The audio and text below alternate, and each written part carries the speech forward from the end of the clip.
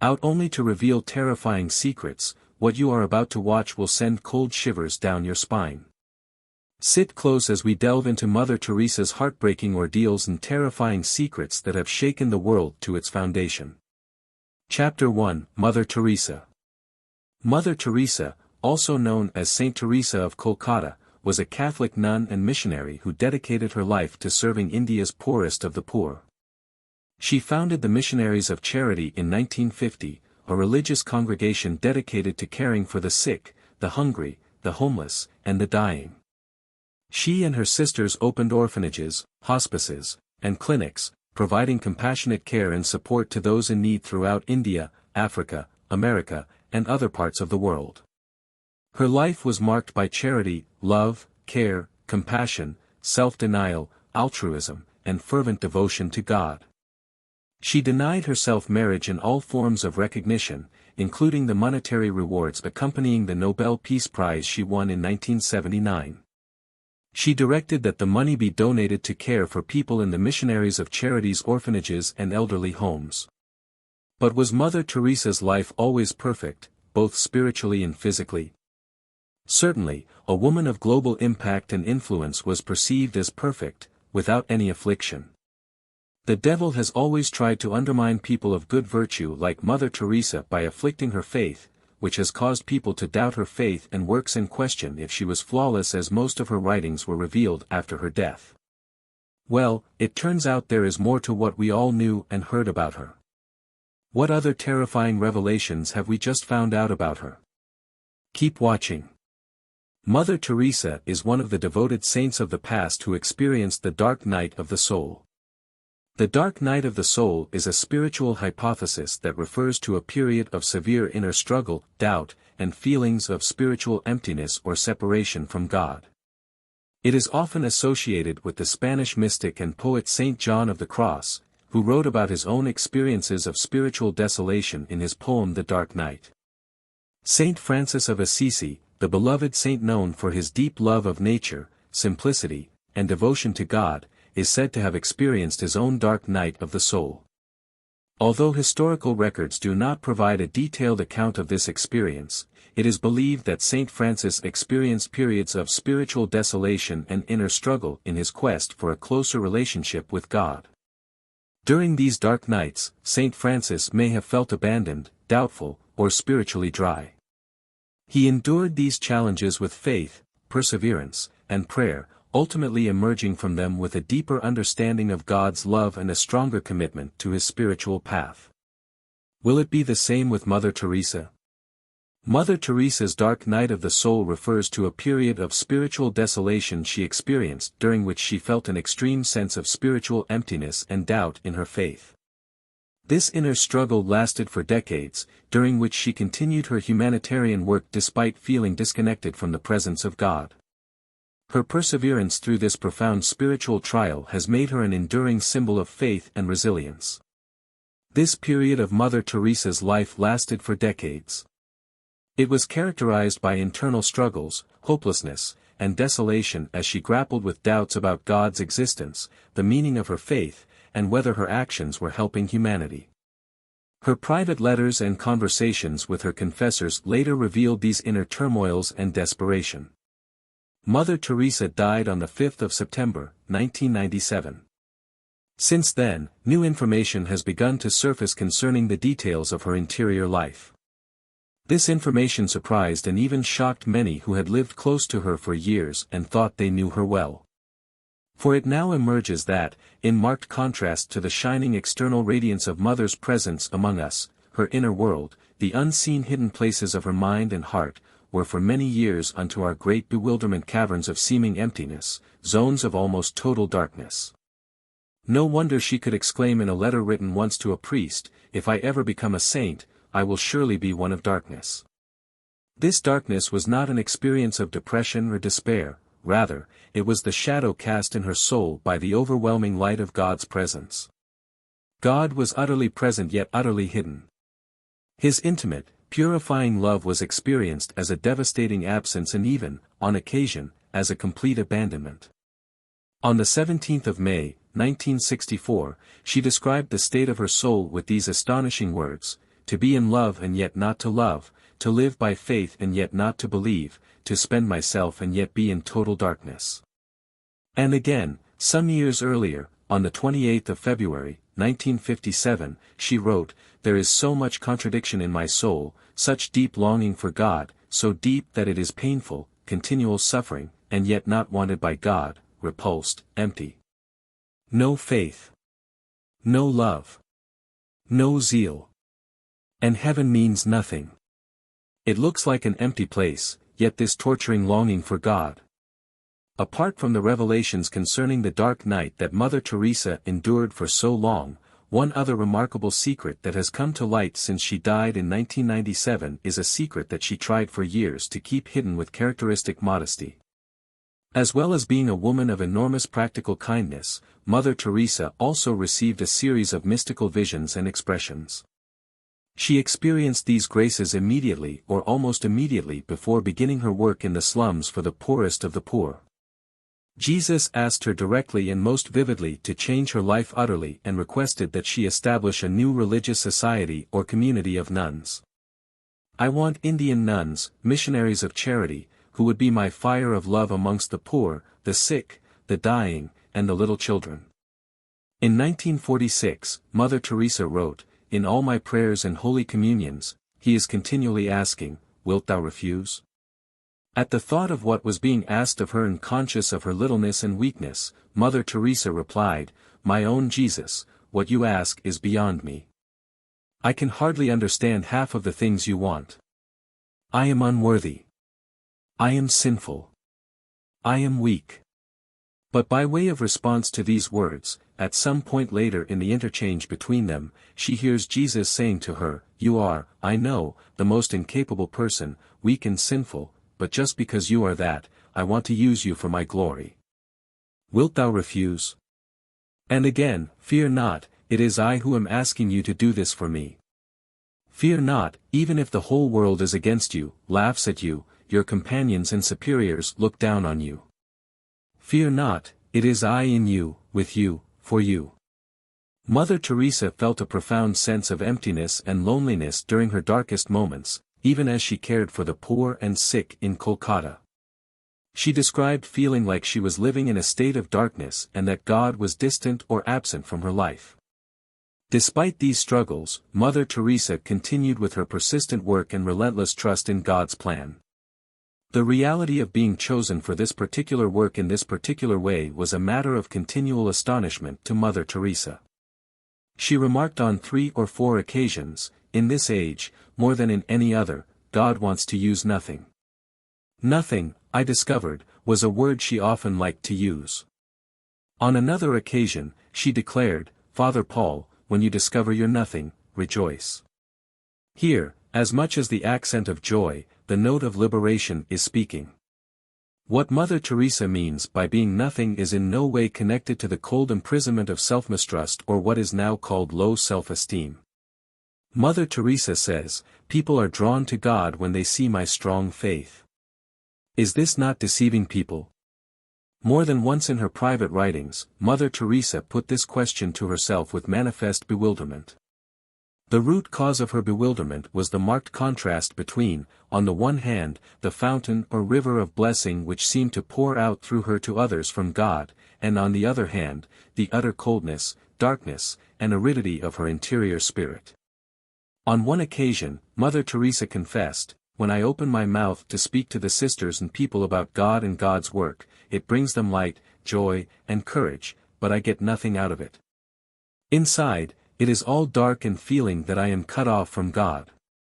It would appear then that about the question of her darkness, Mother Teresa herself remained confused for many years. On the 8th of November, 1961, she wrote, "I don't know what is happening to me." And again earlier in the same year, "My very life seems so contradictory."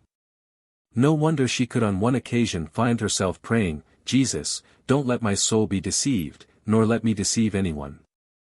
Indeed, Mother Teresa often approached God in deep poverty of spirit, but simultaneously, with an equal profundity of spirit, she trusted absolutely in His love for her. Yes, there were trials she had to undergo, and there was darkness to be endured, but for all that, she was his little one, his spouse, and his beloved. At the close of a strikingly beautiful meditation composed when she was seriously ill in hospital in June 1983, she wrote, "Jesus, I love with my whole heart, with my whole being. I have given him all, even my sins, and he has espoused me to himself in tenderness and love." Mother Teresa's experience of the dark night of the soul has been seen as a testament to the depth of her faith and her willingness to endure suffering for the sake of others. It also serves as a reminder that even the most devoted and saintly individuals can face periods of doubt and spiritual crisis. Mother Teresa's journey through the dark night of the soul exemplifies perseverance, faith, and trust in God's mysterious ways, even amid profound suffering and uncertainty. Her ability to continue serving others with love and compassion despite her inner struggles is a powerful testament to the strength of her character and her commitment to her calling. But why would a woman who so passionately loved her God go through all that? Still, people picked some flaws in her life. Why was she emotionally and psychologically tortured with endless controversial claims? Chapter 2, Controversies about Mother Teresa. Mother Teresa was one of the most influential women of the 20th century. She was a short, bent woman but had a commanding presence. She was a global icon whose humanitarian work touched the inner parts of the earth, from Asia to America and Africa. However, was she really that perfect? Did she really mean good for the people under her watch? You will soon find out. Dr. Jack Prager was a British doctor who treated the poor for free from 1972. One day, he encountered Mother Teresa's works in a BBC documentary. Moved by her generosity and sacrifice, he started working with her but soon discovered that most of her reputation was false. According to Dr. Prager, great things should have been done in terms of modern medical care. Dr. Prager testified that there was no proper medical care in Mother Teresa's ashram. All the patients had shaved heads, no chairs anywhere, and just stretches of beds similar to the First World War stretch of beds. There was no garden, no yard, even nothing. 40 to 60 men and women were compacted in one room, and the same case in another room with injection needles that were no longer sharp and repeatedly used in many people. Painkillers were not available for people with severe pains, like the case of a young lady who went there with terrible burns, but there were no painkillers at least to subside her predicament. However, Dr. Prager managed to get morphine, smuggled the morphine to this woman, and helped her with her pain. The defense always was, "We are not a medical order." Despite receiving millions and billions of dollars as donations, Mother Teresa wasn't providing medical care to the houses she administered. One 15-year-old kid had a very relatively simple kidney complaint that got worse when he didn't receive antibiotics. Consequently, he needed an operation, and she said, "Well, they will not take him to the hospital." I said, "Why? All you have to do is get a cab, take him to the nearest hospital, demand that he has treatment, and get him an operation." She says, "They don't do it. They won't do it. If they do it for one, they must do it for everybody." And I thought, but this kid is 15 years old. Mother Teresa let that 15-year-old kid, who could have possibly survived a simple medical operation, writhe in pain. Mother Teresa had enough money to run a modern hospital for these patients and the poor, but Mother Teresa didn't do that. When people questioned her unconventional ways, she said, "We are not social workers. The work is only a means to put our love for Christ into action." Despite also receiving medical supplies as donations, she never used them. The spiritual mission of Mother Teresa was characterized by pain and suffering. Could this be the effect of the spiritual silence she suffered? Mary Johnson, who formerly worked as a missionary for 20 years, left Mother Teresa's cult and wrote her reasons for leaving this cult in her book. The lives of these nuns and the missionaries of charity were filled with manipulation, exploitation, and abuse. Mary Johnson describes a strict regimen of work and prayer, enforced silence, and severe punishments for breaking the rules. Many of the nuns who joined Mother Teresa's order were young and inexperienced, often from poor backgrounds and vulnerable to manipulation. Mary Johnson's account raises serious questions about the true nature of Mother Teresa's organization and the extent of her involvement in its day-to-day operations. In conclusion, while Mother Teresa's legacy as a symbol of compassion and selflessness endures, these revelations about her private struggles and the controversies surrounding her work serve as a reminder that even the most revered figures are complex and flawed human beings. It is important to critically examine the actions and motivations of historical figures, even those who are widely celebrated, in order to gain a more nuanced understanding of their impact on the world. Mother Teresa were quite hard. The nuns were told to live in poverty and they were sent to beg. At the same time, Mother Teresa had all the money in the world. Nuns were only given 2 sets of traditional garments in India and they were not allowed to take baths daily. Moreover, they were prohibited from going out alone, watching television, reading newspapers, or speaking with people outside the ashram. They were not even allowed to meet their own families. All communications with the outside world, except for one monthly letter home, were prohibited, including talking with coworkers about anything other than work. It is important to note that these aren't confirmed truths but controversies from those who worked with Mother Teresa. How did Mother Teresa navigate this well of endless controversies? Could any of these claims be true? Keep watching to find out. Chapter 3, Yes to God. As the years of darkness came and went, Mother Teresa slowly began to see them as something different from the dark night of the soul described by John of the Cross and experienced by Teresa of Avila.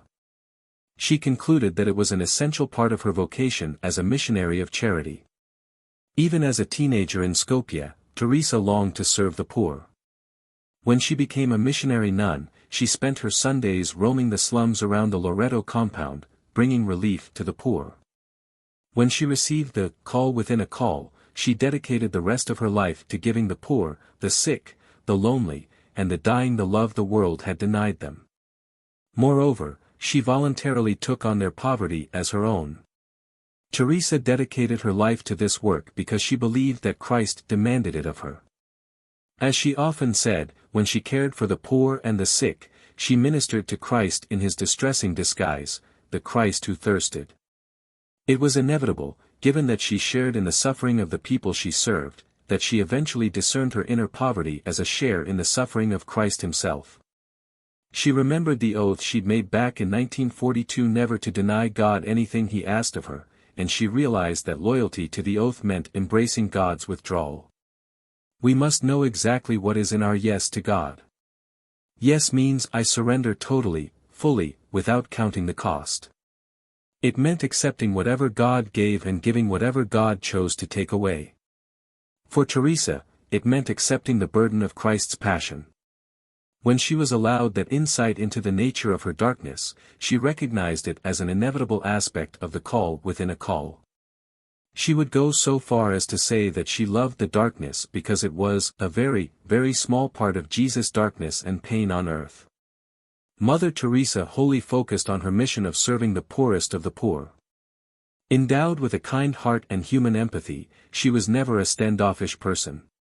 In fact, she possessed a very lively sense of humor, and few things pleased her so much as the exuberant joy she witnessed again and again in the young women who came to join her congregation to work for the poorest of the poor. About one group of missionaries of charity aspirants, for example, that she visited just before setting out on a train journey in 1966, she wrote, "The Epiphany aspirants, 34 in number, young, healthy, full of zeal, make the house vibrate with laughter. I have had little chance to enjoy their company, but I can hear them even in the train as my heart and mind are very close to them." In her life, Mother Teresa was always the first to catch a joke or to see the humor in any given situation. Writing to a friend on one occasion, from whom she hoped to receive a letter soon, she made the following complaint: "When I write regularly, the sisters say I am in first class. If less, second and third class. When I neglect them, they say I am in zero class. I think I will also put you in zero class if you don't write." Again, something of Mother Teresa's sharp wit and great good humor is apparent in a comment she made during a talk delivered in 1981. "Once I was asked, 'What will you do when you are not Mother General anymore?' I said, I am first class in cleaning toilets and drains. Mother Teresa narrated a story in Rome at the convent at Dono di Maria. That story she narrated was not really a story in the ordinary sense of the word. It is, in fact, the account of a dream she had had many years before. As she expressed the details of the dream, Mother Teresa didn't laugh outright at any stage, but there was laughter in her eyes from start to finish. Here is the dream as she told it. One night during the first months of my work in the slums of Kolkata, I had a dream. It was like a vision. All of a sudden, I found myself at the gates of paradise, and I was delighted, filled with joy. But just as I was about to walk through the gates, Saint Peter came out and blocked my way. You can't come in here, he said. There are no slums up here. I was furious with Peter and immediately told him, all right, I will go back, but I'm going to return here, Peter, and I will fill this heaven of yours with all my people from the slums. This funny story took place on the 26th of October, 1994. But how did Mother Teresa become a saint? Was she worth the title? Was she even canonized? Chapter 4, Legacy of Mother Teresa. Mother Teresa's legacy is profound and enduring. She inspired countless individuals worldwide to follow in her footsteps and make a difference in the lives of those in need. One of her most significant contributions was her commitment to serving those marginalized and forgotten by society. She and her sisters ministered to people living in extreme poverty, providing food, shelter, medical care, and love to those abandoned or rejected.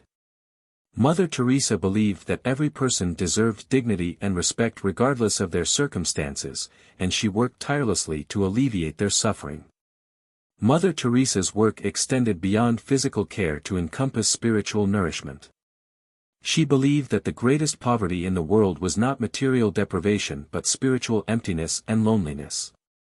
Through her example of selfless service and compassion, Mother Teresa inspired others to cultivate a deeper sense of empathy and kindness toward their fellow human beings. She emphasized the importance of love, forgiveness, and humility in building a more compassionate and harmonious world. Mother Teresa's legacy also includes her advocacy for peace and justice on a global scale.